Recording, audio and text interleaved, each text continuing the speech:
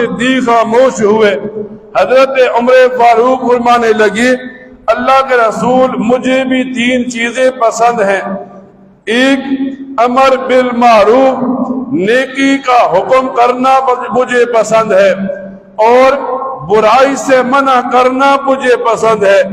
سیرت کی کتابوں میں یوں آتا ہے، فرمایا جب حضرت فاروق اعظم نے اسلام قبول کیا، آپ ایک گھر میں بیٹھے ہیں، دیکھا صحابہ کرام اٹھے، ایک جل جل پڑے، کوئی چہرہ دھو رہا ہے، کوئی بازو دھو رہا ہے۔ آپ نے پوچھا اللہ کے رسول یہ کیا معاملہ ہے؟ تو نبی کریم صلی اللہ علیہ وسلم فرمانے لگے عمر یہ لوگ وضو کر رہے ہیں، ہم اس گھر میں نماز پڑھیں گے۔ تو حضرت عمر فاروق فرمانے لگے اللہ کے رسول عمر اسلام لے آئے پھر بھی آپ گھر میں نماز پڑھیں، آج نماز کعبے میں ہوگی۔ حضرت فاروق اعظم نے تلوار اٹھائی اور یوں اعلان کیا آج جس نے بچوں کو یتیم کروانا ہے، جس نے بیویوں کو بیوہ کروانا ہے وہ سن لے، آج مسلمان کعبے میں نماز پڑھیں گے۔ یعنی اس قسم کا امر بالمعروف ہے، اس قسم کی نہی عن المنکر ہے۔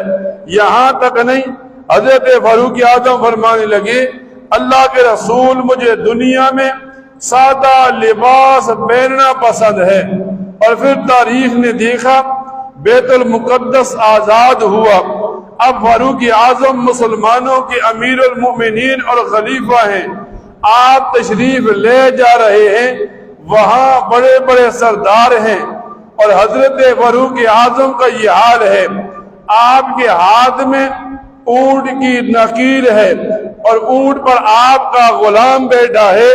حضرت عمر فاروق کے لباس میں 17 کے قریب پیوند ہیں، یعنی جو بات آپ نے زبان سے کہی، جو بات آپ کو پسند تھی، آپ نے وہ بات دنیا کے سامنے کر کے رکھ دی۔ جب حضرت فاروق اعظم خاموش ہوئے، حضرت